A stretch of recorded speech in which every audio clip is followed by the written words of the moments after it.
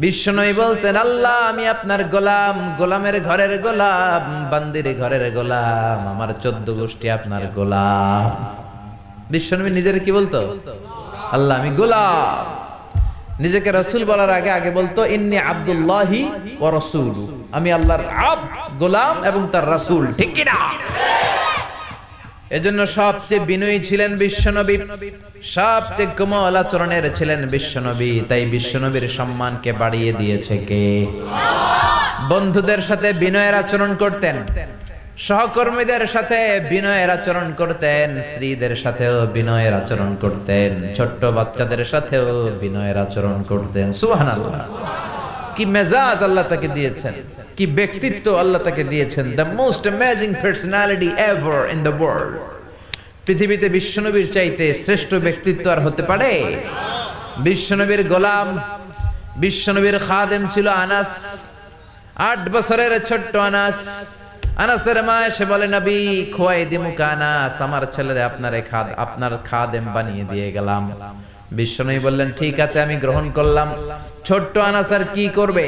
বিশ্বনবীর মেসওয়াক টেনে দেয়, অজুর পানি এনে দেয়, বিশ্বনবীর জামা কাপড় এনে দেয়।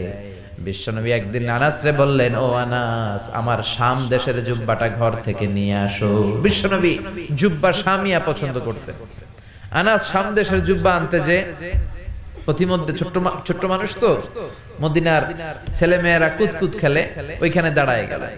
বিশ্বনবী যে জামা আনতে বলছে ভুলেই গেলেন, দাঁড়িয়ে খেলতে আরম্ভ করলেন। আধা ঘন্টা 1 ঘন্টা হয়ে যায়, নবীর জামা আসে না। নবী ভাবলেন, কিরে আনাস রে কখন পাঠালাম জামা আনতে, আনে না কেন? মনে হয় ভুলে গেছে। যাই কি আর করা, নিজের জামা নিজেই নিয়ে আসি। তো জামা আনতে গেলেন, নিজেই বেরোলেন। মদিনার প্রতিমধ্যে দেখলেন যে আনাস বাচ্চাদের সাথে খেলে। বিশ্বনবী কিছুই বললেন না, নিজেও যে খেলা দেখতে শুরু করলেন। আনাস খেলতে খেলতে হঠাৎ আনাসের চোখ বিশ্বনবীর চেহারার দিকে পড়ল। পড়ার সাথেই মনে পড়ছে, হায় হায়, নবী না জামা আনতে পাঠাইছিল, ভুলে গেছি। আনাস বলে, বিশ্বনবীরে দেখে আমার কলিজার এদিকে না, এদিকে উঠে গেছে ভয়।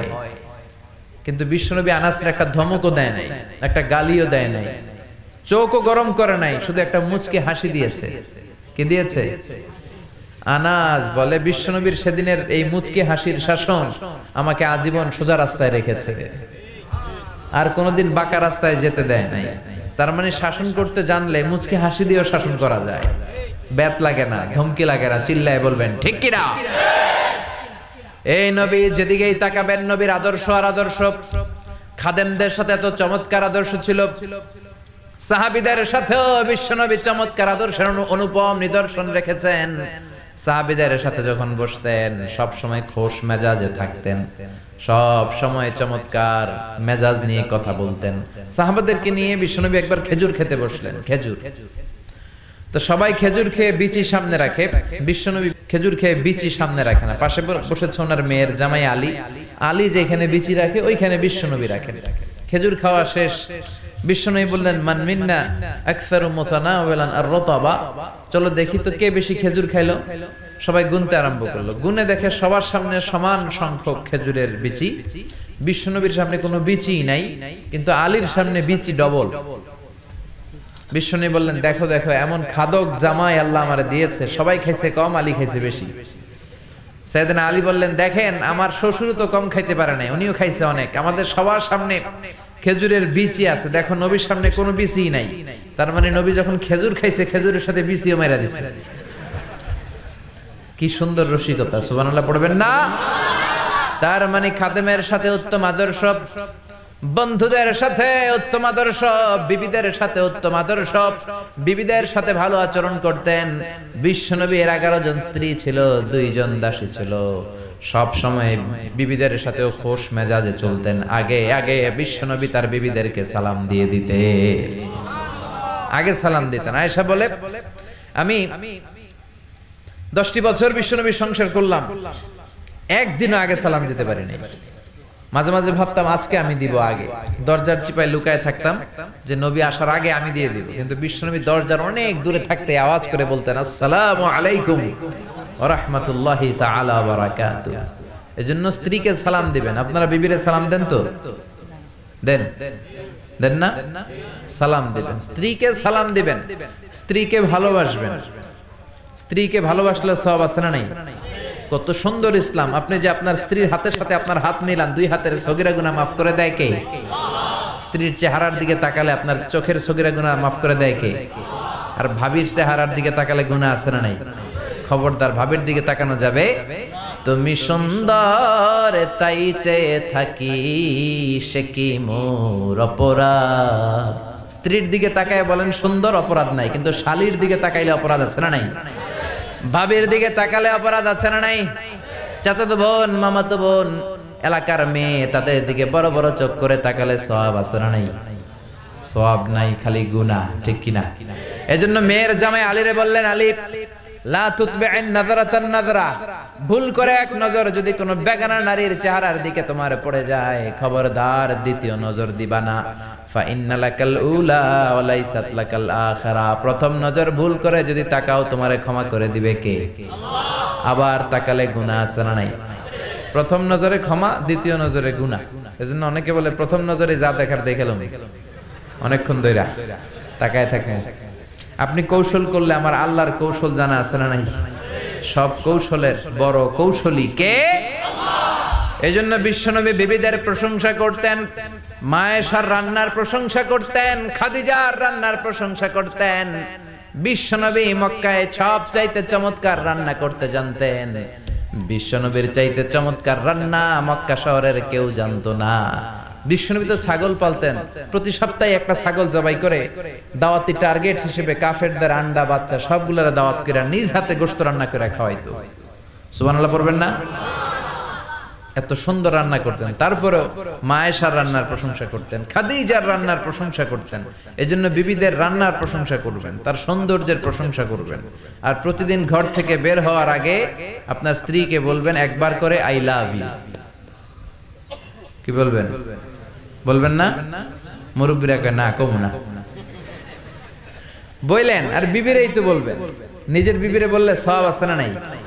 স্ত্রীর প্রশংসা করলে স্ত্রী খুশি হয়, নারীরা খুশি হয়, প্রশংসা পেতে চায়। আপনার ওয়াইফ আপনার জন্য সাজে, আপনি যদি একদিনও না বললেন তোমার সুন্দর লাগতেছে, আর আরেক বেটায় যদি কয় ভাবি আপনার সুন্দর লাগে, ঝামেলা হবে না? আপনার জন্য লিপস্টিক দেয়, বেনি বাঁধে, বেনারসি শাড়ি পরে, একদিন আপনি বললেন না তুমি সুন্দরী, তুমি অনন্যা, তুমি সুস্নিগ্ধা, তুমি সুহাসিনী, সুকেশিনী, সুভাষিনী, অসূর্যম পোষা, মেঘে কালো কেশ, কাজল কালো চোখ, হরিণের মতো ডাগর ডাগর দুটি তোমার চোখ। একদিন আপনি বললেন না, কিন্তু আপনার ছোট ভাই বলে ভাবি তোমার আজকে যা লাগতেছে না, হেব্বি লাগতেছে, হেব্বি, একেবারে ইন্ডিয়ান নায়িকা ঐশ্বরিয়া রায় ফেল। তো আপনার ছোট ভাই যদি এগুলো বলে আর আপনি মুখ গোমরা করে রাখেন, ঘরের ভিতরে ভেজাল আছে না নাই? এজন্য বিবির রান্না, বিবির সৌন্দর্য, তার কাজের প্রশংসা করবেন, বলবেন যে তুমি অনেক ভালো, তোমাকে আমি অনেক ভালোবাসি, তুমি আমার কৈতরি, তুমি আমার টুনটুনি, তুমি আমার পরাণের পরাণ। বিবিরে বলবেন, হাসার তো কোনো কারণ নেই। শালীরে তো বলতেছেন না, ভাবিরে তো বলছেন না, ঠিক কিনা? তাহলে ঘরটারে জান্নাতের ঘর বানায় দিবে কে? বিশ্বনবী বললেন নিজের বিবির সাথে প্রেম বিনিময় করলেও সওয়াব আছে না নাই? ওয়াফি বুদআই আহাদিকুম সাদাকা, তোমরা যে বিবাহের পরে তোমাদের স্ত্রীদের সাথে মেলামেশা করো তাতেও সদকা দেওয়ার সওয়াব। এক সাহাবী বললেন ইয়া রাসূলুল্লাহ কাইফা যালিক, এটা আবার কেমন কথা, বিবির সাথে মেলামেশা করলে কেমন করে সওয়াব হয়? বিশ্বনবী বললেন সাহাবীরে, এই মেলামেশাটা বিবির সাথে না করে যদি পরকিয়া করে ভাবির সাথে করতা, পাশের বাড়ির মহিলার সাথে করতা, তাইলে গুনাহ আছে না নাই? অন্য মহিলার সাথে প্রেম বিনিময় করলে যদি গুনাহ হয়, নিজের বিবির সাথে প্রেম ভালোবাসা বিনিময় করলে সওয়াব হয়। সুবহানাল্লাহ। এজন্য স্ত্রীর প্রশংসা করতে রাজি আছেন? এক লোক মাহফিলের মধ্যে অনেক শুনছে যে বিবিকে আগে সালাম দিতে হবে, বিবির বেশি বেশি প্রশংসা করতে হবে।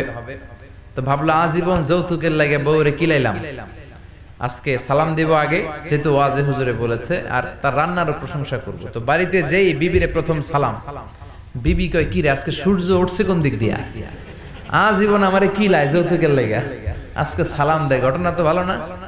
রাত 12টার দিকে আসছে, মাহফিল টাফিল শুনে দরজা খুলে দিছে, স্বামী কয় খাবার দাও, ডাইনিং টেবিলে খাবার দিয়েছে। তো স্বামী খাবার খায়, স্ত্রী খাবার বেড়ে বেড়ে প্লেটে দেয়, আর স্বামী মিটি মিটি হাসে।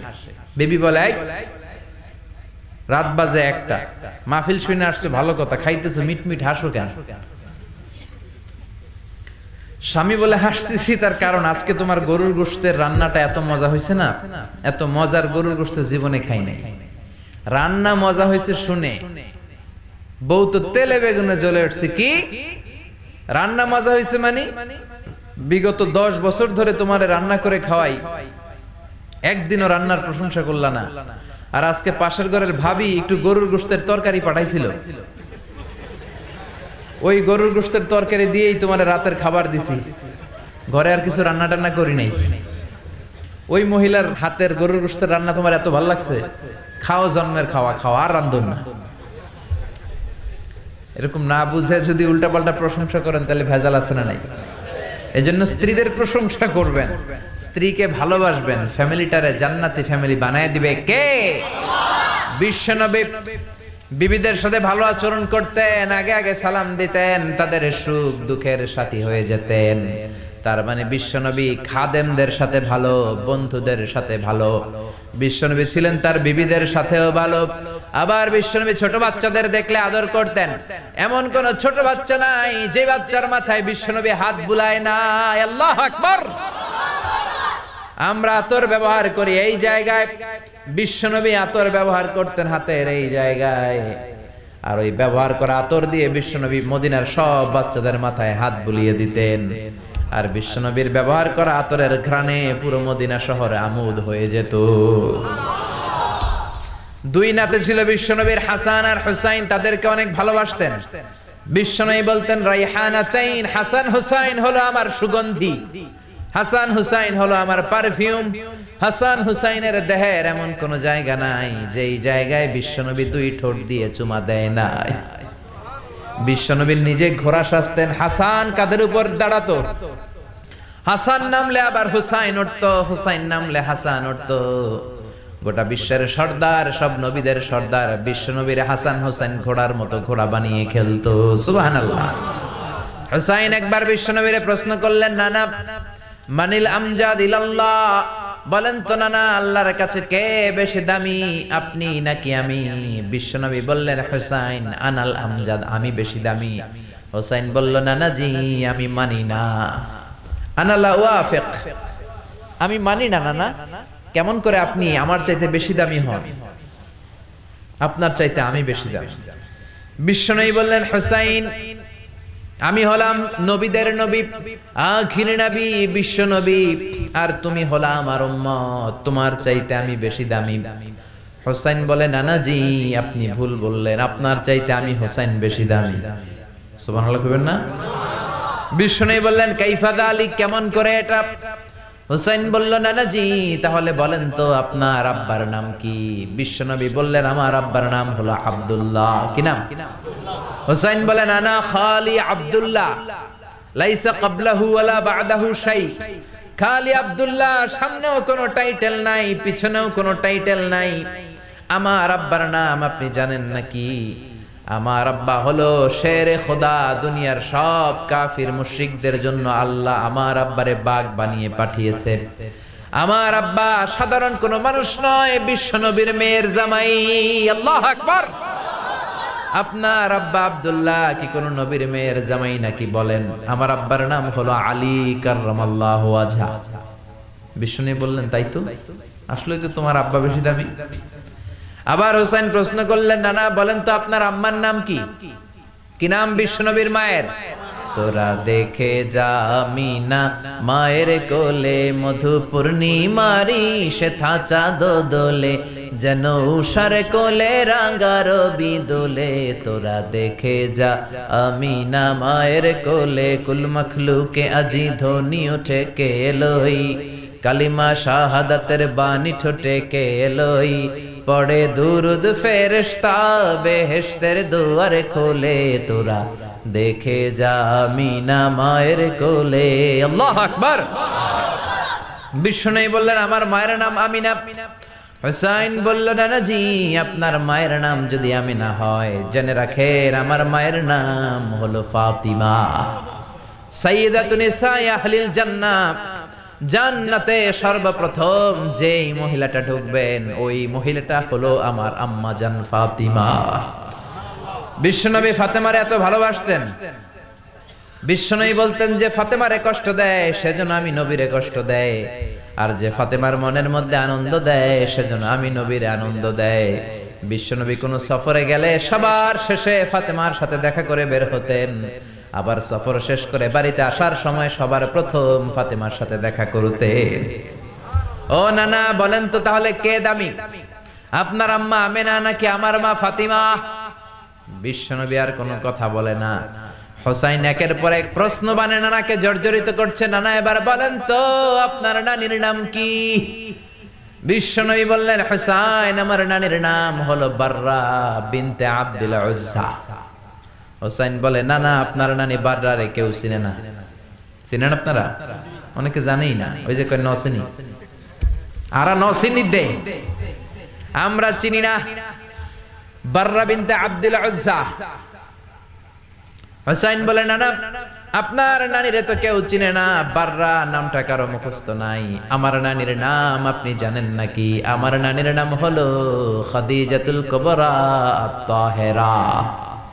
একটা মহিলাকে আরশের উপর থেকে আল্লাহ সালাম জানিয়েছেন, ওই মহিলাটাই আমার নানি খাদিজা। বিশ্বনবী খাদিজার এত ভালোবাসতেন, বিশ্বনবী বলতেন আল্লাহ কিয়ামতের দিন যখন কেউ কাউরে চিনবে না, ওই কঠিন দিনে আমি যেন আমার প্রাণের খাদিজারে ভুলে না যাই। খাদিজা ইন্তেকালের পরে বিশ্বনবী নিজ হাতে দাফন কাফন করলেন, কবরের সামনে দাঁড়িয়ে দোয়া করলেন। দোয়ার পরে সব সাহাবীরা ঘরে ফিরে যায়। আবু বকর বললেন নবী চলেন ঘরে ফিরে যাই, দাফন শেষ কাফন শেষ দোয়াও শেষ। বিশ্বনবী বললেন না আবু বকর আমি যাব না, তুমি যাও, আমি কবরের সামনে দাঁড়িয়ে থাকবো। যেই মহিলাটাকে এই কবরের মধ্যে আমি শোয়ালাম রে আবু বকর, এই মহিলাটা সাধারণ কোন মহিলা নয়, আমার বিপদের দিনের সঙ্গিনী খাদিজা। মক্কায় এই মহিলাটাই আমার হাতে প্রথমে কালিমা পড়ে ইসলাম ধর্ম গ্রহণ করেছে। মক্কায় কেউ যখন আমারে সাহায্য করে নাই তখন আমার খাদিজা আমারে ভুলে নাই। কেউ যখন আমারে শেল্টার দেয় নাই, সাহায্য করে নাই, খাদিজা আমারে সাহায্য করেছে। মক্কার লোকেরা 3 বছর শিয়াবে আবি তালেবে আমার জেলের মধ্যে রেখেছিল। আমার কলিজার টুকরা বিবি খাদিজা ওই জেলখানার ভিতরে আমার সাথে ছিল। আবু বকর তোমার মনে চাই তুমি ঘরে ফিরে যাও, আমি এখানে দাঁড়িয়ে থাকবো। আমি দাঁড়িয়ে দাঁড়িয়ে খাদিজার কবরের 3টা প্রশ্নের জবাব আমি বিশ্বনবী নিজে দিয়ে তারপরে ঘরে ফিরে যাব রে আবু বকর। সাইয়েদনা জিবরাইল এসে বললেন ইয়া রাসূলুল্লাহ ইয়া হাবিবাল্লাহ দাঁড়িয়ে থাকার দরকার নাই, আপনি ঘরে ফিরে যান। আল্লাহ বলেছে খাদিজার কবরের 3টা প্রশ্নের জবাব আরশের উপর থেকে আল্লাহ নিজেই দিয়ে দিবে। ও নানা কই আপনার নানি বাররা, কই আমার নানি খাদিজা? বিশ্বনবী কোনো কথা বলেন না। হুসাইন আবার প্রশ্ন করলেন নানা বলেন তো আপনার নানার নাম কি? বিশ্বনবী বললেন আমার নানার নাম হলো ওয়াহাব ইবনে আব্দে মানাফ। হুসাইন বলে নানা আপনার নানা ওয়াহাব রে কে চিনে? কেউ চিনে না আপনার নানারে। আর আমার নানারে চিনে না এমন কোন মানুষ পৃথিবীতে নাই, ঠিক না? আমার নানার উপরে দুরূদ পড়ে না এমন কোন মানুষ পৃথিবীতে নাই। আমার নানার প্রশংসায় পঞ্চমুখ নয় এমন কোন মানুষ পৃথিবীতে নাই। আমার নানারে মাছে চিনে, গাছে চিনে, জিনেরা চিনে, ফেরেশতারা চিনে, পাখিরাও চিনে, ঠিক কি না? আমার নানা হাউজে কাউসারের মালিক, আমার নানা শাফাতের মালিক। আমার নানা শুধু মানুষের নবী নয়, জিনদের নবী নয়, ফেরেশতাদের নবী নয়, আমার নানা সব নবীদের নবী, ঠিক কি না? আমার নানার নাম হলো পড়েন মুহাম্মাদুর রাসূলুল্লাহ সাল্লাল্লাহু আলাইহি ওয়াসাল্লাম। এই হলো আমার নানা। এবার বলেন কে দামি? বিশ্বনবী আর ধৈর্য ধারণ করতে পারেন না, ধা ধা করে চোখের পানিগুলো ছেড়ে হোসাইনকে বুকের মধ্যে জড়িয়ে ধরেন আর বলেন হোসাইন তুমি ঠিকই বলেছো, আজকের তর্ক বিতর্কে আমি নবী হেরে গেলাম, তুমি জিতে গেলা। আসলে আমি নবীর চাইতে তোমার দাম আল্লাহর কাছে কোটি কোটি গুণ বেশি। কোন সুবহানাল্লাহ। আরো জোরে পড়েন আল্লাহু আকবার। দাসের সাথে কেমন আচরণ বিশ্বনবী, বন্ধুদের সাথে কেমন আচরণ, স্ত্রীদের সাথে কেমন আচরণ, ছোট্ট বাচ্চাদের সাথে কেমন আচরণ, সব অঙ্গনে বিশ্বনবীর জীবনী থেকে শিক্ষা আছে না নাই? বিশ্বনবীর প্রশংসা শুধু আমরা করি না, গোটা বিশ্ব করে। আপনি ব্রিটিশ মিউজিয়ামে মানে ইংল্যান্ডে যদি যান, ওখানকার একটা এন্ট্রেন্সে সাদা পাথরের শ্বেত পাথরের ফলকে লেখা বিশ্বনবীর ব্যাপারে একটা কমেন্ট যে as a father, as a teacher, as a lawgiver, as a lawmaker, as a reformer of the society, Muhammad is the superman of the world. একজন বাবা হিসেবে, স্বামী হিসেবে, নেতা হিসেবে মুহাম্মদ হচ্ছে এই পৃথিবীর একজন সুপারম্যান। সুবহানাল্লাহ পড়বেন না? সুবহানাল্লাহ পড়বেন না? এজন্য আল্লাহ বললেন মুহাম্মাদুর রাসূলুল্লাহি ওয়াল্লাযীনা মাআহু আশিদ্দাউ আলাল কুফফারি রুহামাউ বাইনাহুম। মুহাম্মদ হলো আল্লাহর রাসূল, সর্বশ্রেষ্ঠ রাসূল। এই রাসূলের সাথে কারো কোনো তুলনা নাই। অনেকে বলে সাইয়েদনা দাউদ নবীর কণ্ঠ নাকি বড় চমৎকার ছিল, কথাটা ঠিক, কিন্তু বিশ্ব নবীর চাইতে বেশি চমৎকার নাকি? আমার নবীর কণ্ঠ সবচেয়ে সুন্দর ছিল। অনেকে বলে ইউসুফ নবী নাকি সবচেয়ে সুন্দর ছিল, কথাটা ঠিক, কিন্তু আমার নবীর চাইতে সুন্দর না। অনেকে বলে মুসা নবী অনেক শক্তিশালী ছিল, কিন্তু আমার নবীর চাইতে বেশি শক্তিশালী নাকি? বিশ্ব নবী বলতেন আমার এক হাতের ভেতরে জান্নাতে 40 জন পুরুষের শক্তি ঢুকিয়ে দিয়েছে কে? সবচেয়ে বড় কুস্তিগির রুকানাকে বিশ্ব নবী হাত দিয়ে তুলে ধরে জমিনের মধ্যে 3টা আছাড় মেরেছে। চিল্লায় পড়েন আল্লাহু আকবার। ওই নবীর প্রেম অন্তরে থাকার দরকার আছে না নাই? ওই নবীর জন্য রক্ত দেওয়ার দরকার আছে না নাই? নবীর জন্য দেহের সব বিলিয়ে দিতে রাজি আছে মুসলমান? ওই নবীর বিরুদ্ধে কথা বললে তাদের বিরুদ্ধে মাঠে নামতে রাজি আছে মুসলমান?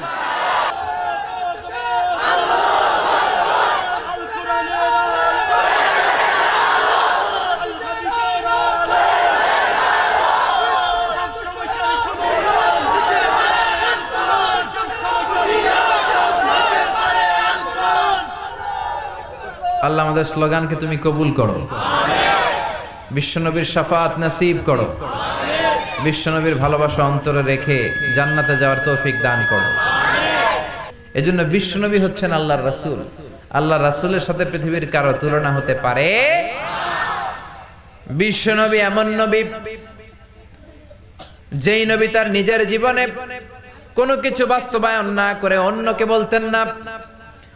এক সাহাবী এসে বলে ইয়া রাসূলুল্লাহ, ইয়া হাবিবাল্লাহ, আমার ছেলেটা বেশি বেশি মিষ্টি খায়, কি খায়? কথা কন। আমার ছেলে মিষ্টি খায় বেশি, এত বেশি মিষ্টি কিনে দেওয়ার টাকা আমার নাই, আমার সামর্থ্য নাই, আমি কি করব? বিশ্বনবী বললেন যাও এক সপ্তাহ পরে আমার কাছে ছেলেকে নিয়ে আসবা।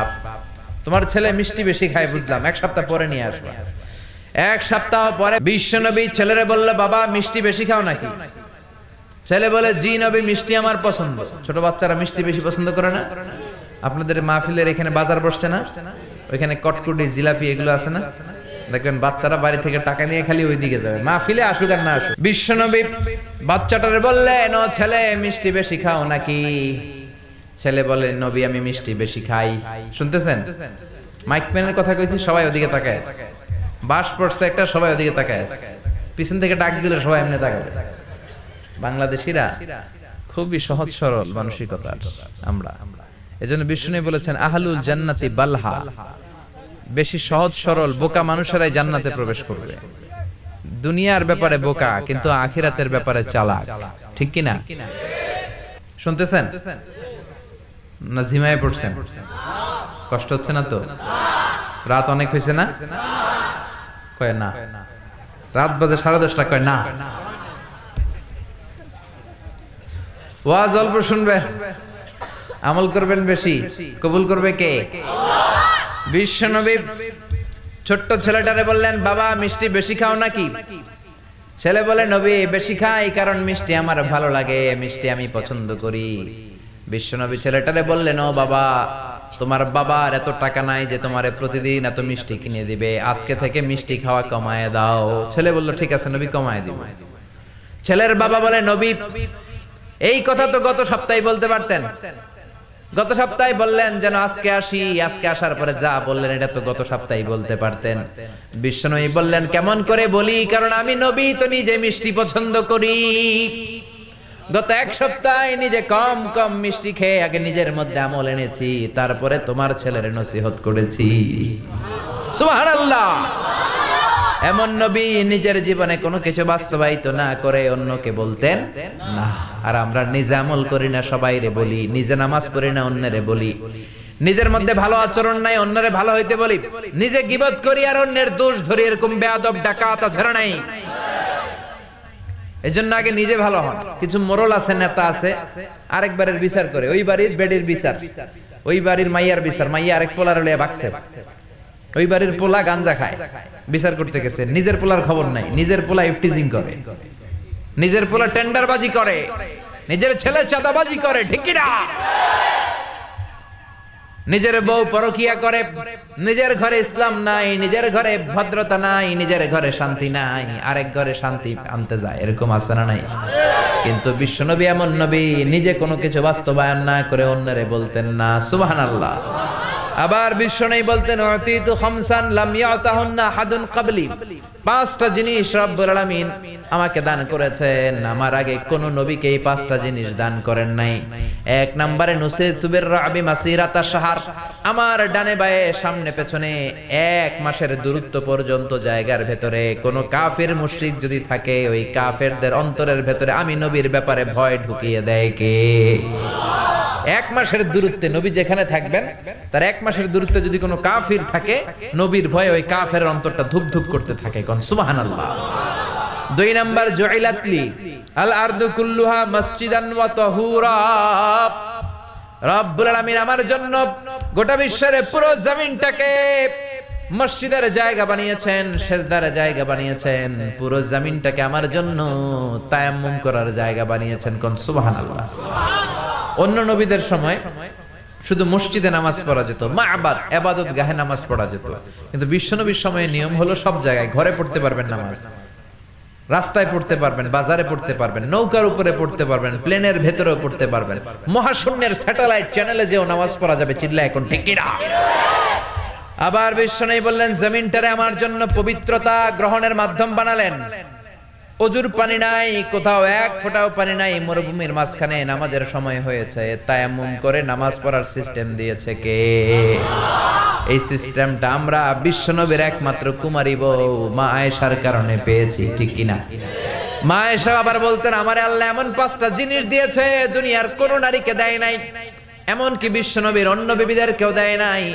1 নম্বরে আমি হলাম বিশ্বনবীর একমাত্র কুমারী বউ, বাকি সব বউগুলো ছিল বিধবা। সুবহানাল্লাহ পড়েন।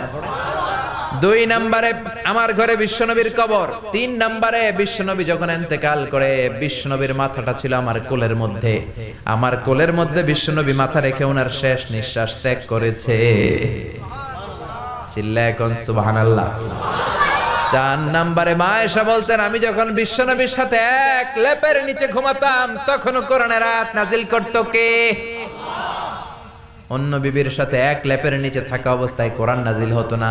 5 নম্বরে, ও দুনিয়ার মানুষেরা শোনো শোনো, আমি আয়েশার কারণে তোমরা তায়াম্মুমের বিধান পেয়েছো। মা আয়েশা একবার বিশ্বনবীর সাথে যুদ্ধের কাফেলা থেকে ফিরছেন, হঠাৎ করে গলার হার হারিয়ে গেল। বিশ্বনবীরে বললেন, আমার সোনার হার পাওয়া যাচ্ছে না। বিশ্বনবী বললেন, কাফেলা থামাও, আমার বিবি আয়েশার হার খোঁজো। সব সাহাবারা হার খুঁজতে শুরু করলো। হার খুঁজতে খুঁজতে মাগরিবের নামাজের সময় একেবারে যায়, নামাজের সময় যেন যায়। সবাই বলে, হায় হায় আবু বকর, তোমার মেয়ের কারণে আজকে সবার নামাজ কাজা হবে। তোমার মেয়ের কারণে বিশ্বনবীর নামাজ কাজা হবে, সাহাবীদের নামাজ কাজা হবে। কি কাজ করলো তোমার মেয়ে? আবু বকর যে নিজের মেয়ে আয়েশারে ধমকাতে লাগলো, ও আয়েশা কি করলি? আল্লাহ কোরআনের আয়াত নাজিল করে বললেন, ও আবু বকর, আয়েশারে ধমক দিও না। এই পৃথিবীর মধ্যে যে কয়টা নারীকে আল্লাহ আমি পছন্দ করি, তার মধ্যে একজন হলো আয়েশা। আল্লাহু আকবার। فإن لم تجدوا ماء فتيمموا صعيدا طيبا। যাও, আয়েশার সম্মানে আজকে থেকে আমি আল্লাহ তায়াম্মুমের আয়াত নাজিল করে দিলাম। যদি ওযুর পানি না পাও, বালুর মধ্যে এরকম মাসহ করে 2 হাতে মাখবেন, আরেকটা বাড়ি দিয়ে চেহারার মধ্যে মাখবেন, তায়াম্মুম হয়ে গেল। নামাজ পড়লে কবুল করে নেবে কে? আল্লাহ। এজন্য বিশ্বনবী বলতেন জুইলাত লিয়াল আরদু কুল্লুহা মসজিদান ওয়া তাহুরা, রব্বুল আলামিন গোটা বিশ্বটারে আমার জন্য মসজিদ বানিয়েছেন, গোটা বিশ্বটারে রব্বুল আলামিন আমার জন্য পবিত্রতা অর্জনের মাধ্যম বানিয়েছেন।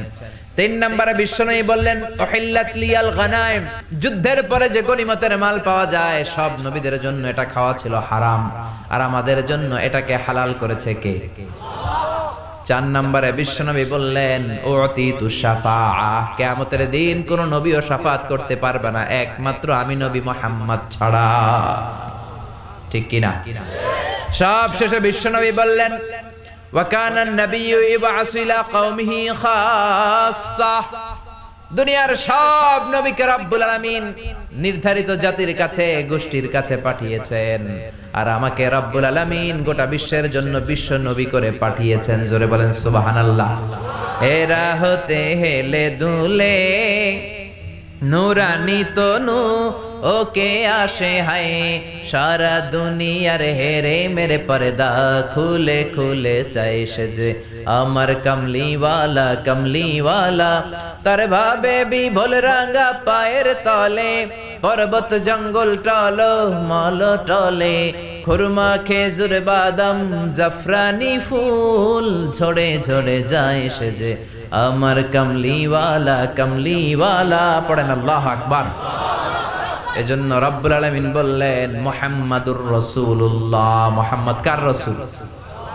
জোরে বলেন। ঘুম আসছে? শীতে ধরছে? কষ্ট হচ্ছে? তাহলে গলা ফাটিয়ে তাকবীর দেন, লিল্লাহি তাকবীর। আল্লাহ বললেন মুহাম্মদ আমার রাসূল, এরপরে বললেন ওয়াল্লাযীনা মাআহু আশিদ্দাউ আলাল কুফফারি রুহামাউ বাইনাহুম, মুহাম্মাদের সাথে যারা থাকে তারা নিজেদের ব্যাপারে পুষ্পকোমল, কাফেরদের ব্যাপারে তারা বজ্র কঠোর। মুহাম্মাদের সাথে কারা থাকে? সাহাবারা। কারা? সবাই বলেন কারা? আরো জোরে বলেন কারা? বিশ্ব নবীর সাথে সাহাবারা থাকে। প্রথমে আল্লাহ নবীর বর্ণনা দিলেন, এরপরে আল্লাহ সাহাবাদের বর্ণনা দিলেন। আল্লাহ বললেন ওয়াল্লাযীনা মাআহু, নবীর সাথে যারা থাকে, আশিদ্দাউ আলাল কুফফার, সাহাবারা কাফেরদের ব্যাপারে কড়া, রুহামাউ বাইনাহুম, নিজেদের ব্যাপারে তারা কোমল, মুমিনদের ব্যাপারে তারা কোমল, কাফিরদের ব্যাপারে তারা কঠোর। জোরে কোন ঠিক কিনা? এইজন্য সাহাবীরা হলো আমাদের মডেল, সাহাবীরা আমাদের আদর্শ। হলিউড বলিউডের নায়ক নায়িকারা আমাদের আদর্শ নয়, সালমান খান, আমির খান আমাদের আদর্শ নয়, ঋত্বিক রোশন আমাদের আদর্শ নয়, বারাক ওবামা, ডোনাল্ড ট্রাম্প আমাদের আদর্শ নয়। আমাদের আদর্শ হলো বিশ্ব নবী আর তার সাহাবারা। ঠিক কিনা? এজন্য বিশ্ব নবী বলতেন খায়রুল কুরুনি করনি সুম্মাল্লাযীনা ইয়ালুনাহুম সুম্মাল্লাযীনা ইয়ালুনাহুম, সবচেয়ে সেরা যুগ আমি নবীর যুগ, তারপরে আমার সাহাবীদের যুগ, তারপরে আমার তাবেঈদের যুগ। এজন্য খবরদার কোশ্চিন কালেও কেউ আমার সাহাবীদেরকে গালি দিবা না। লা তাসুব্বু আহাদাম মিন আসহাবি, সাহাবীদেরকে ভালোবাসা ঈমান, সাহাবীদেরকে ঘৃণা করা নিফাকি, সে মুনাফিক। ঠিক কি না? বিশ্বনবী বললেন আমার এক একটা সাহাবা এক একটা সুপারস্টার। কি কি? সুপারস্টার। আসহাবি কান্নুজুম, নাজমুন মানে তারকা, এক একটা সাহাবী এক একটা তারকা, এক একটা সাহাবী একটা সুপারস্টার। এইজন্য সাহাবীদের জীবনীতে আমাদের জন্য শিক্ষা আছে না নাই? বিশ্বনবী বলতেন আরহামু উম্মতি বি উম্মতি আবু বকর, আমার সাহাবাদের মধ্যে সবচাইতে কোমল হৃদয়ের সাহাবী হলেন আবু বকর। ওয়াশাদ্দুহুম ফি আমরিল্লাহি উমর, আর আল্লাহর দ্বীনের ব্যাপারে সবচাইতে কঠোর সাহাবী হলেন ওমর। সুবহানাল্লাহ। তিরমিজির হাদিস এটা। এক হাদিসে বিশ্বনবী 8 জন সাহাবীর 8টা গুণের কথা বললেন। কয়টা? আরো জোরে বলেন কয়টা? প্রথমে বললেন আবু বকর কোমল হৃদয়ের, এরপরে বললেন দ্বীনের ব্যাপারে করা হচ্ছে কে? ওমর। 3 নম্বরে বললেন ওয়া আসদাকুহুম হায়াআন উসমান, সবচাইতে লজ্জাশীল সাহাবী ছিল আমার উসমান। 4 নম্বরে বললেন ওয়া আফদাহুম আলী, আল্লাহর কোরআন দিয়ে চমৎকার বিচার করতে পারতো আমার মেয়ের জামাই আলী। সুবহানাল্লাহ। 5 নম্বরে বললেন ওয়া আকরাহুম লিকিতাবিল্লাহি উবাই, আল্লাহর কিতাবকে সবচেয়ে সুন্দর করে পড়তে পারতো যে সাহাবী, তার নাম উবাই ইবনে কাব। তারপরে বিশ্বনবী বললেন ওয়া আলামুহুম বিল হালালি ওয়াল হারামি মুআয ইবনে জাবাল। হালাল হারামের ব্যাপারে যেই সাহাবী সবচাইতে বেশি জ্ঞান রাখে ওই সাহাবীর নাম হলো মুআয ইবনে জাবাল।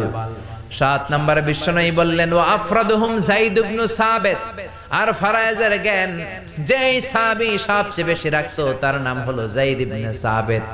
8 নম্বরে সর্বশেষে বিশ্বনবী বললেন আলা ওয়া ইন্না লিকুল্লি উম্মাতিন আমিনুন ওয়া আমিনু হাদিহিল উম্মতি আবু উবাইদা ইবনুল জাররাহ।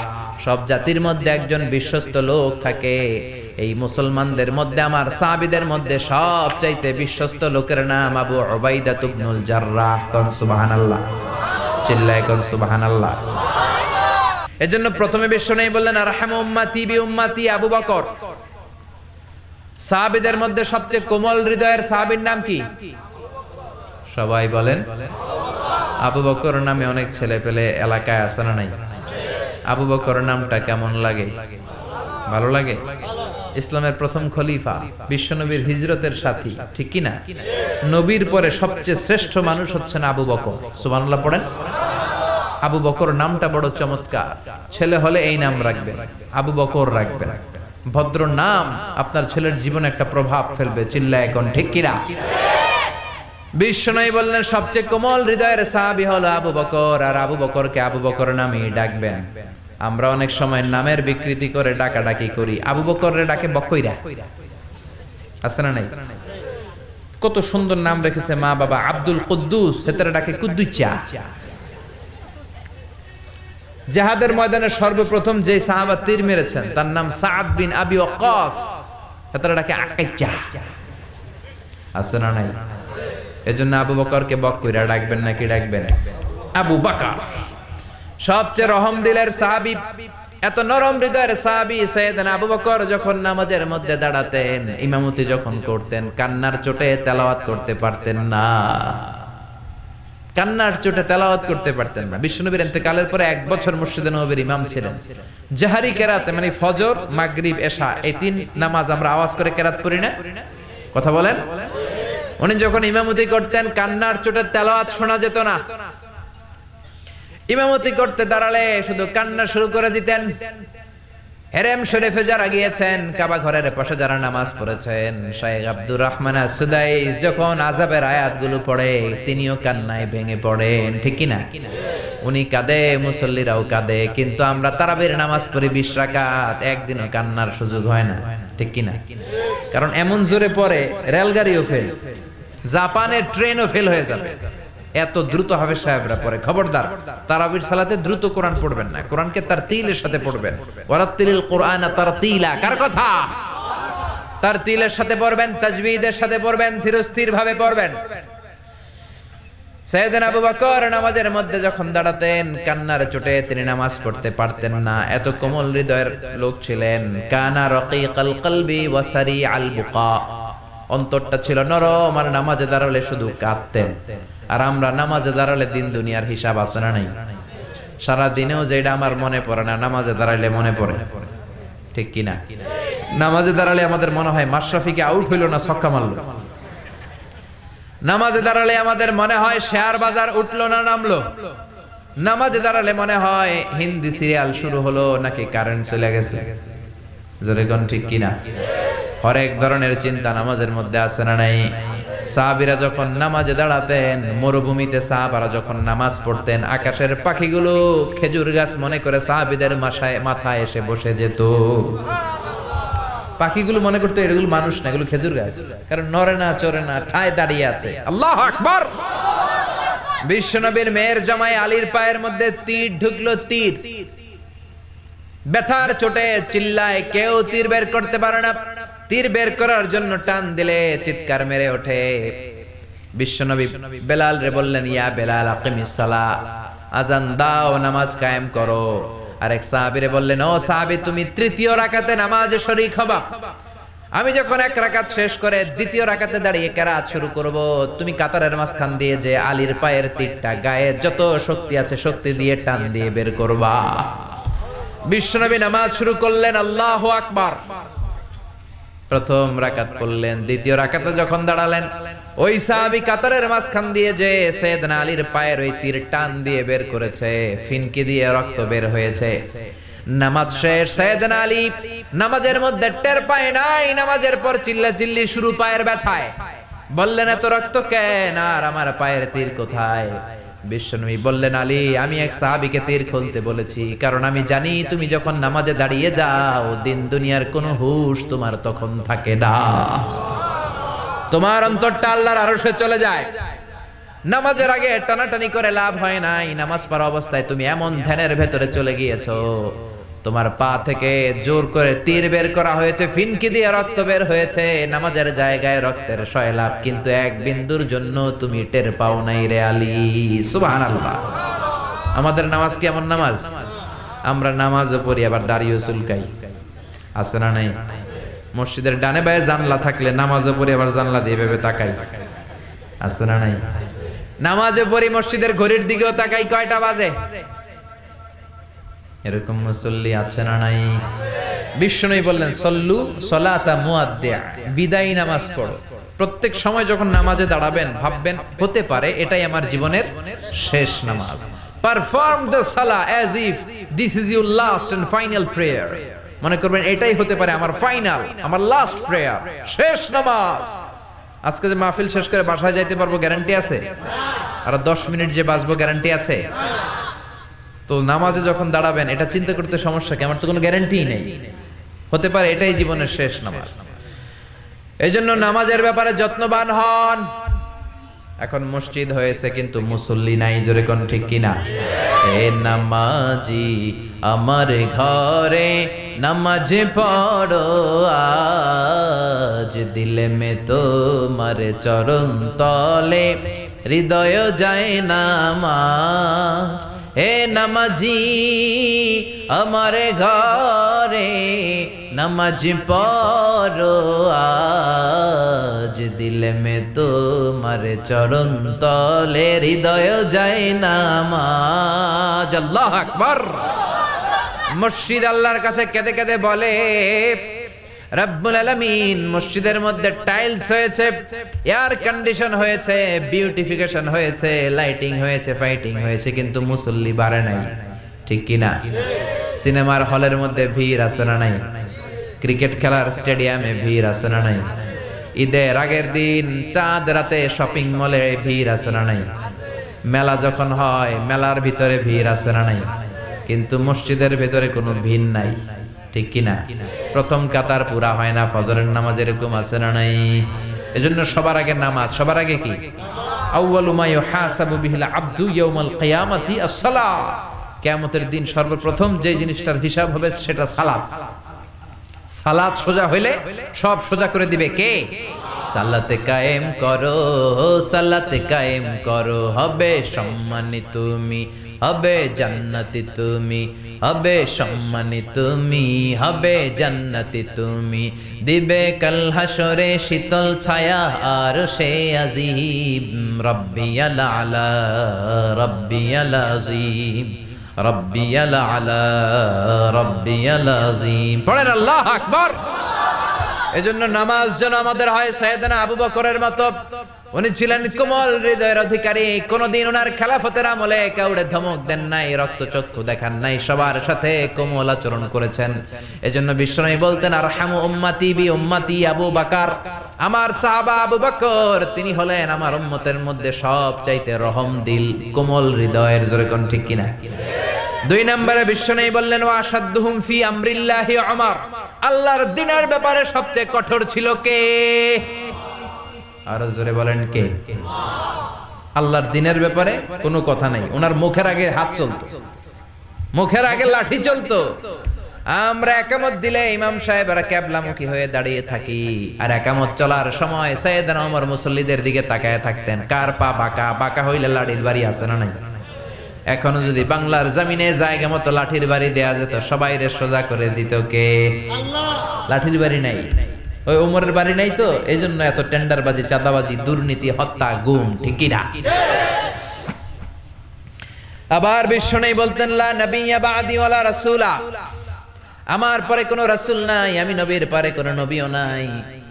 তবে লাউ কানা বাদি নাবিয়্যুন লাকানা উমর, আমার পরে যদি নবী হওয়ার যোগ্যতা কারো থেকে থাকে, আমার ওমরের মধ্যে ওই যোগ্যতা আছে। প্রভু তুমি বলেছো রাসূল দেবে না, বলনি দেবে না ওমর, বলনি দেবে না হামজা তারি, খালিদ বিজয়ী সমর। প্রভু তুমি বলেছো রাসূল দেবে না, বলনি দেবে না ওমর, বলনি দেবে না হামজা তারি, খালিদ বিজয়ী সমর। প্রভু তুমি বলেছো রাসূল দেবে না। আল্লাহু আকবার। কেমন ছিলেন সাইয়েদনা ওমর? বিশ্বনবী বলতেন আল্লাযী নাফসি বিয়াদিহি মা সালাকাকা আশ-শাইতানু ফাজ্জান সালিকান ইল্লা সালাকা ফাজ্জান গায়রা ফাজ্জিক। ওমর, শয়তান যদি তোমারে কোনো রাস্তা দিয়ে আসতে দেখে, শয়তান ওই রাস্তা রেখে দিয়ে অন্য রাস্তা দিয়ে হাঁটে। কথা বুঝেন নাই? ওমরে ফারুককে যদি শয়তান দেখতো যে এই রাস্তা দিয়ে আসতেছে, শয়তান এই রাস্তা থেকে আরেক রাস্তা দিয়ে হাঁটতো। চিল্লায় কোন আল্লাহু আকবার। শয়তান ওনারে ভয় পেত, ইহুদিরা ভয় পেত, নাসারারা ভয় পেত। একবার বিশ্বনবীর বিবিরা বিশ্বনবীকে ধরল, নবী ও নবী, আপনি যখন আয়েশার ঘরে থাকেন ওই দিন সাহাবারা বেশি বেশি হাদিয়া পাঠায় কেন? আর আমাদের ঘরে যখন থাকেন হাদিয়া পাঠায় না কেন? আগামী দিন জুমার নামাজের পরে আপনি ঘোষণা দিবেন, আপনি যেই বিবির ঘরেই থাকেন না কেন সাহাবারা যেন বেশি বেশি হাদিয়া পাঠায়। বিশ্বনবী বললেন আমি বলতে পারবো না। বিবিরা বললেন আপনারে পারতেই হবে। বিশ্বনবী বললেন আমি বলতে পারবো না। বিবিরা বলল বলতে আপনাকে হবে। ও মিয়া, লোকেরা ইমাম সাহেবের বাড়িতে কোন দিন কোন হাদিয়া দিবে, এটা কি ইমাম সাহেবের ইচ্ছায় নাকি লোকেদের ইচ্ছায়? কথা বলেন। বিশ্বনবী বুঝাতে পারে না, বিবিরাও ছাড়ে না। ইন দ্য মিন টাইম কে জন্য দরজার বাইরে থেকে সালাম দিল, আসসালামু আলাইকুম ওয়া রাহমাতুল্লাহ। বিশ্বনবী বুঝলেন এটা ওমরের সালাম। কার সালাম? কথা বলেন। বিশ্বনবী সালামের উত্তর নিয়েই বিবিদের দিকে তাকালেন, তাকিয়ে দেখে একটা বিবিও সামনে নাই, সব ঘরের ভেতরে চলে গিয়েছে। বিশ্বনবীর সাথে এতক্ষণ ধরে জোরাজুরি, কিন্তু সাইয়েদনা ওমরে ফারুকের সালাম শোনার সাথে সাথে সব বিবিরা উঠে দৌড়, চিল্লায় এখন আল্লাহু আকবার। এইজন্য ওমরে ফারুক ছিলেন দিনের ব্যাপারে সবচেয়ে কড়া। এত কড়া ছিলেন, শয়তান ভয় পেত জমের মতো, ইহুদিরাও ভয় পেত, বিশ্বনবীর বিবিরাও ভয় পেত। সাইয়েদনা ওমরে ফারুক মদ খাওয়ার অপরাধে নিজের ছেলেকে ৮০টা বেত মেরেছেন। কয়টা? আর জোরে বলেন।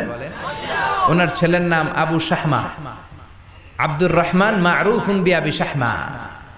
নাবিজ খেয়েছিল মূলত। নাবিজ হচ্ছে দুধের মধ্যে খুরমা ছেড়ে দিলে, আরব দেশি যারা আছে আরবের লোকেরা খায়, রাতের বেলা দুধের মধ্যে শক্ত খুরমা ছেড়ে দিবেন, সকালবেলা দেখবেন দুধটা লাল টকটকে হয়ে গিয়েছে। ওটা খুবই স্বাস্থ্যকর, কিন্তু এটা সকালেই খাইতে হবে। ৩ দিন ৪ দিন ৫ দিন রেখে যদি খান, ওইটা আর নাবিজ থাকবে না, ওইটা মদ হয়ে যাবে, তারই হয়ে যাবে। ঠিক কিনা? ওমরের ছেলে তাই করেছে। ৪ দিন পরে খেয়েছে, মদ হয়ে গেছে। এখন এরকম দুলে কয় তুই কেঠা, বাপেরে কয় তুই কেঠা। ওমরে ফারুক কাই তোর বাপ। ও আপনি আব্বা জান। চিনতে পেরেছে। ওমরে ফারুক কয় শারিবতা খামরান, মদ খেয়েছো নাকি? আবু শাহমা কয় লা শারিবতু নাবিজ, নাবিজ খেয়েছি। ওমরে ফারুক বললেন ইফতাহ ফামাক, মুখ খোল। হা করার পরে ঘ্রাণ নিয়ে দেখে মদ। কলারটা ধরে টেনে মসজিদে নববীর বারান্দার মধ্যে বেঁধে ফেললেন। জোহরের আজান হলো, নামাজ হলো। নামাজের পর সাইয়েদনা ওমরে ফারুক বললেন মাকানাকুম ইনদানা হাদ, আমাদের বিচার আছে, সবাই বসেন। জোহরের আজান শুনে যত সাহাবারা ওযু করে মসজিদে নববীর দিকে যায়, সবাই দেখে মসজিদে নববীর বারান্দার মধ্যে ওমরের ছেলে বাধা। সবাই বলে ঘটনা কি? খলিফার ছেলে এইভাবে বাধা কেন? নামাজের পরে ওমরে ফারুক সবাই নিয়ে বসলেন। ওমরে ফারুক বললেন আমার ছেলে মদ খেয়েছে, বিচার হবে। প্রেসিডেন্টের ছেলে মদ খেয়েছে, না জানি কি বিচার হয়। সবার মধ্যে কানা ঘুষা। কেউ কেউ বলে আরে প্রেসিডেন্টের পোলা তো, মারবে না, এমনি ছেড়ে দিবে। কেউ কেউ বলে আরে এটা ওমর, ৮০ বেত দেওয়ার কথা, ৮০টা না দেখ ৪০টা দিবে। কেউ বলে না না ৪০টাও না, ১০-২০টা দিয়ে ছেড়ে দিবে। সাইয়েদনা ওমরে ফারুক জল্লাদরে বললেন বড় একটা চাবুক নিয়ে আয়। আনার পরে হাজার হাজার লোক তাকিয়ে আছে। ওমরে ফারুক বললেন ইবদা বিসমিল্লাহ, মাই শুরু কর। জল্লাদ গায়ে যত জোর ছিল মারতে শুরু করলো। ওয়াহিদ, ইসনাইনি, তালাতা, 1 2 3, 3 চাবুক মারার পরে ওমরে ফারুক জল্লাদকে এক থাপ্পড় মেরে দূরে ফেলে দিলেন। বললেন বেটা তুই কি চাবুক মারস না চাকরি বাঁচাস? আস্তে মারলি কেন? আসলে আস্তে মারে নাই, গায়ে যত জোর ছিল জোরসে মেরেছে, কিন্তু ওমরের ওই মায়ের পছন্দ হয় নাই। সাইয়েদনা ওমরে ফারুক বললেন তোর হিসাবে মায়ের হইছে 3টা, আমার হিসাবে হইছে 1টা। আমার হাতে চাবুক দে, আমি 2 নাম্বার বাড়ি থেকে আরম্ভ করব। মারতে লাগলেন 2 3। ওমর ছিল মদিনার মধ্যে সবচেয়ে শক্তিশালী পুরুষ। ওনার হাতের চাবুকের বাড়ি যে খেয়েছে সে বুঝেছে কত মজা। এক একটা করে চাবুকের বাড়ি মারে, চামড়া ফেটে ফিনকে দিয়ে রক্তগুলো ছোপ ছোপ করে মসজিদে নববীর বারান্দার ওয়ালের মধ্যে লাগে। এক একটা চাবুকের বাড়ি মারে, ছেলেটা ডেকে বলে আব্বা আর জীবনে মদ খাবো না, আর জীবনে নাবিজ খাবো না, এবারের জন্য তুমি আমারে মাফ করে দাও। ওমরে ফারুকের পাষাণ হৃদয় তখন নরম হয় না, একের পর এক চাবুক মারতে লাগলেন। 20টা চাবুকের বেত মারার পরে নিজের কলিজার টুকরা আবু শাহমা বেহুশ হয়ে যায়। ওমরে ফারুক বললেন মাথার মধ্যে পানি দে, হুশ করা। আবার 21 নাম্বার থেকে পিটাতে লাগলেন। 30টা মারার পরে সাইয়েদনা ওমরে ফারুকের বিবি এসে বলে ও ওমর তোমার পায়ে ধরি, আমার কলিজার টুকরা সন্তান আবু শাহমারে তুমি এভাবে শেষ করে দিও না। 80টা বেত মারার কথা মেরেছো, 30টা বাকি আছে কয়টা? জোরে বলেন। বাকি 50টা বেতের বিনিময়ে, এক একটা বেতের বিনিময়ে একটা করে ওট আল্লাহর রাস্তায় আমি সদকা করে দেব। ওমরে ফারুক বললেন আবু শাহমার মা, এটা আল্লাহর আইন, আল্লাহর বিচার, শুধু ওট সদকা করবা কেন? গোটা বিশ্বটা যদি আমার হাতে এনে দাও, 80টা বাড়ির একটা বাড়িও আমি কম দিতে পারবো না। আল্লাহু আকবার। মারতেই লাগলেন। 50টা বাড়ি মারার পরে ছেলে দুনিয়া থেকে শেষ। আবু শাহমার বেঁচে নাই, মরে গেছে। ওমরে ফারুক বললেন জানাজা দে, গোসল দে, কবর দে। কবর দেওয়ার পরে কবরের উপরে মারতে আরম্ভ করলেন। 51, 52, 53, 80টা বেত মারার পরে আল্লাহরে ডেকে বললেন আল্লাহ আমার নিজের কলিজার টুকরা ছেলেরে পিটায় মাইরা ফেলাইছি মদ খাওয়ার অপরাধে, কিয়ামতের দিন তুমি আমারে জালিম বলে ডাক দিতে পারবা না। সুবহানাল্লাহ কইবেন না? এই জন্য ইসলাম বলে আইন সবার জন্য সমান। ইসলাম বললে চুরি করলে হাত কেটে দাও, সবার জন্য সমান। প্রধানমন্ত্রীর ছেলেও যদি চুরি করে হাত কাটার দরকার আছে না নাই? আবার রিকশাওয়ালা, ঠেলাওয়ালা, দিনমজুর যদি চুরি করে হাত কাটার দরকার আছে না নাই? পুরুষ চুরি করলে হাত কাটার দরকার আছে না নাই? নারী চুরি করলে হাত কাটার দরকার আছে না নাই? হিজড়ারা যদি চুরি করে হাত কাটার দরকার আছে না নাই? কারণ আইনটা কার? তবে এই চুরি, আম চুরি, ডাব চুরি, মাছ চুরি, কাঁঠাল চুরি, ডিম চুরি, মুরগি চুর, এদের হাত নয়। বড় বড় চোরদের হাত আগে কাটতে হবে, ঠিক কিনা? যারা এক সিগনেচারের খোঁচায় দেশের টাকা মেরে দেয়, কালো টাকার পাহাড় বানায়, শেয়ার বাজার মেরে দেয়, পদ্মা সেতু মেরে দেয়, সব খায়া ফেলায়, এরকম ডাকাত আছে না নাই? এজন্য আল্লাহ বললেন আস-সারিকু ওয়াস-সারিকাতু ফাকতাউ আইদিয়াহুমা জাযাআম বিমা কাসাবা নাকালাম মিনাল্লাহ ওয়াল্লাহু আজিজুন হাকীম। চোর আর চুন্নির হাত কেটে দাও, সমাজটারে সুন্দর করে দিবে কে?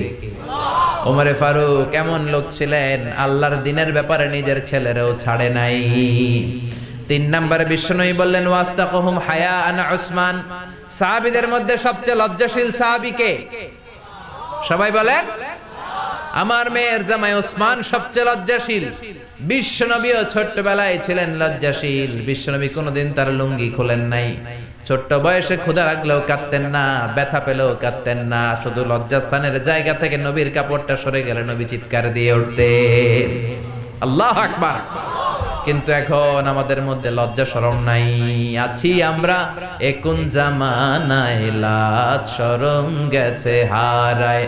আছি আমরা এখন জামানায়, লাজ শরম গেছে হারায়। পাতলা শাড়ির বাহার, পাখি ড্রেস, লেহেঙ্গা পোশাক দেখে নারীর লাজে মরে যাই। হায় হায়, আছি আমরা এখন জামানায়, লাজ শরম গেছে হারায়। ঠিক কিনা? এই দেশে এখন লাজ শরমের বালাই নাই। মেয়েদের পোশাকের এত মারাত্মক অবস্থা, যুবক ছেলেগুলোর চরিত্র শেষ, মেয়েদের চলাফেরার এমন মারাত্মক অবস্থা, সামাজিক অবক্ষয় একেবারে চূড়ান্তে, ঠিক কিনা?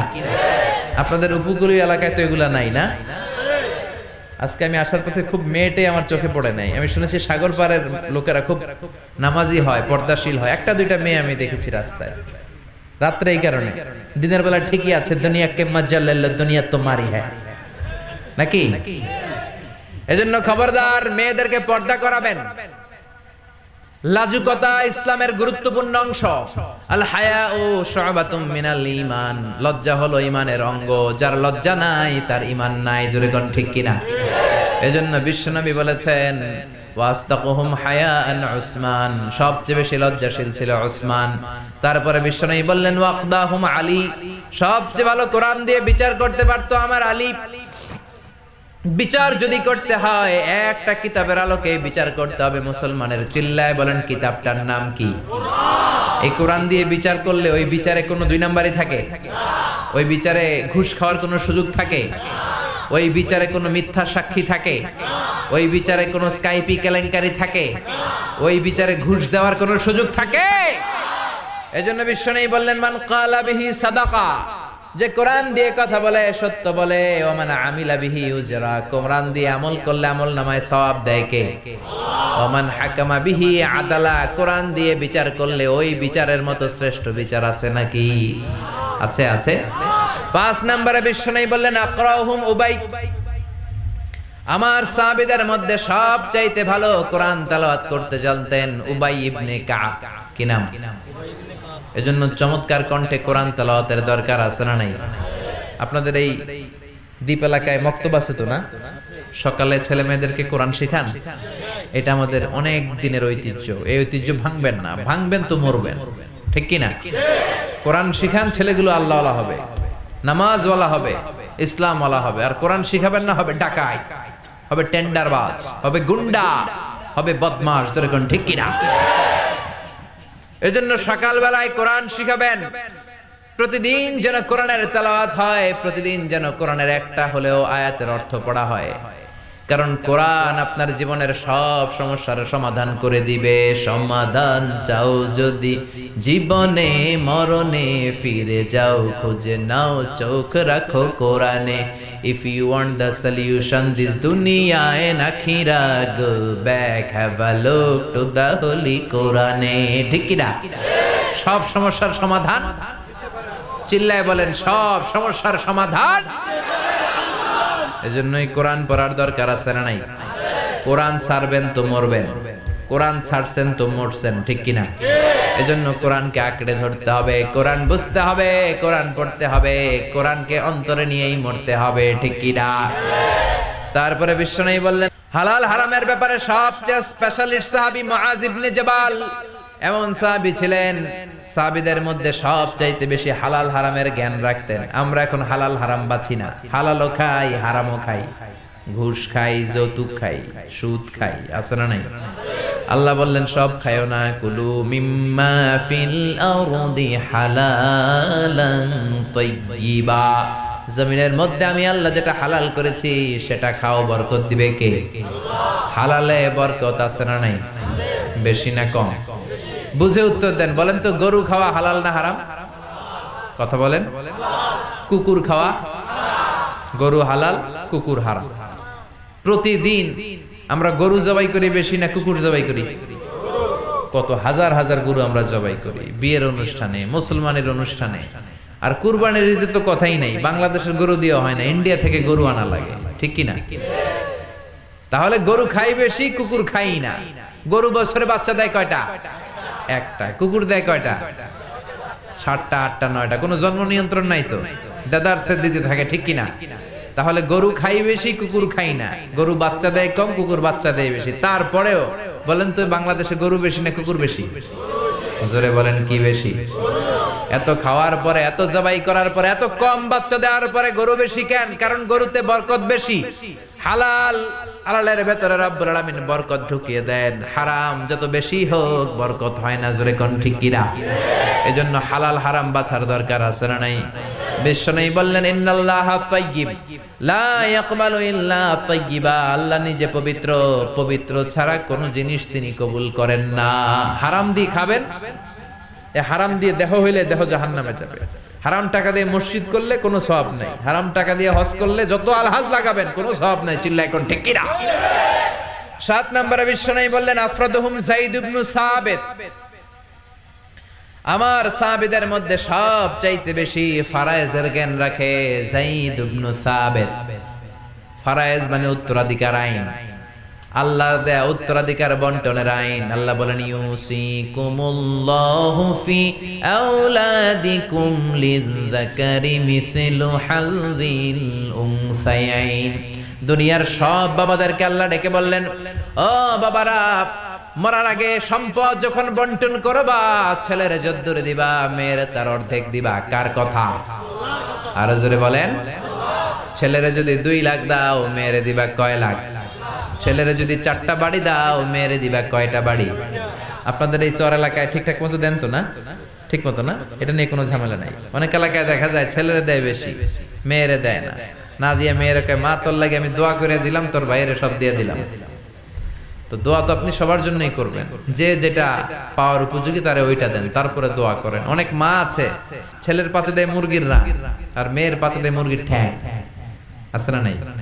দেখবেন যে মা বাবা ছেলের পাতে দেয় মুরগির রান, মেয়ের পাতে দেয় মুরগির ঠ্যাং, ওই মা বাবার শেষ জীবন ছেলের বাড়িতে কাটে মেয়ের জামাইয়ের বাড়িতে। প্রকৃতির একটা রিটার্ন আছে না নাই? এজন্য আল্লাহর দেয় বিধান মানতে বলেছে কে? সব শেষে বললেন আমানতের কথা, আলা ইন্না লিকুল্লি উম্মাতিন আমিন, সব জাতির একজন বিশ্বস্ত লোক থাকে। ওয়া আমিনু হাযিহিল উম্মতি আবু উবাইদা ইবনুল জাররাহ।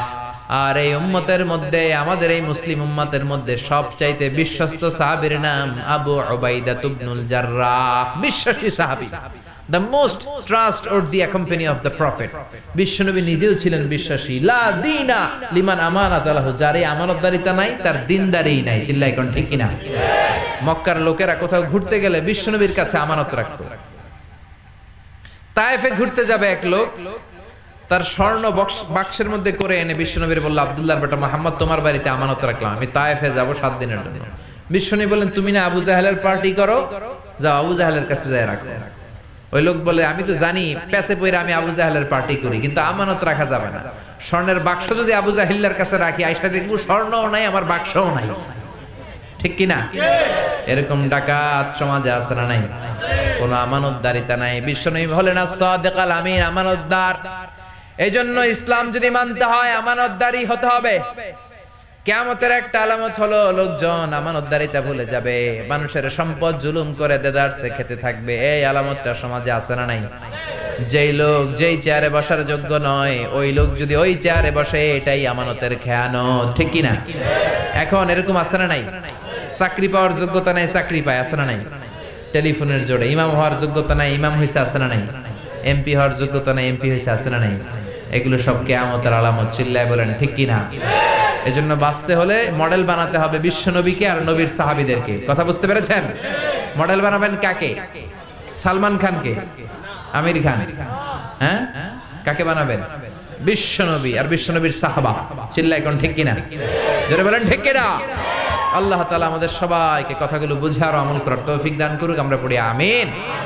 যতগুলো কথা বলেছি কোরআন সুন্নাহর আলোকে বলেছি, বানিয়ে কিছু বলি নাই। তারপরেও আমার মনের অজান্তে কোনো মিস ইনফরমেশন যদি আমার মুখ ফসকে বের হয়ে যায়, সেগুলো যেন আল্লাহ তাআলা আমাদের স্মৃতিপট থেকে মুছে দেয়। আমরা পড়ি আমিন। সত্য, সুন্দর, কল্যাণকর, হকের পক্ষে যা বললাম তার সবটুকুন প্রথমে আল্লাহ তাআলা আমি মিজানুর রহমান আজহারীকে আমলের তৌফিক দান করে, পাশাপাশি আপনাদের সবাইকে আমলের তৌফিক দান করে। আমরা পড়ি আমিন। আপনারা সবাই ভালো থাকবেন, সুস্থ থাকবেন, কোরআনের সাথে থাকবেন। আবারও হয়তো দেখা হয়ে যাবে কোনো তাফসীরুল কোরআনের ময়দানে। সুবহানাকাল্লাহুম্মা ওয়া বিহামদিকা আশহাদু আল্লা ইলাহা ইল্লা আনতা আস্তাগফিরুকা ওয়া আতুবু ইলাইক।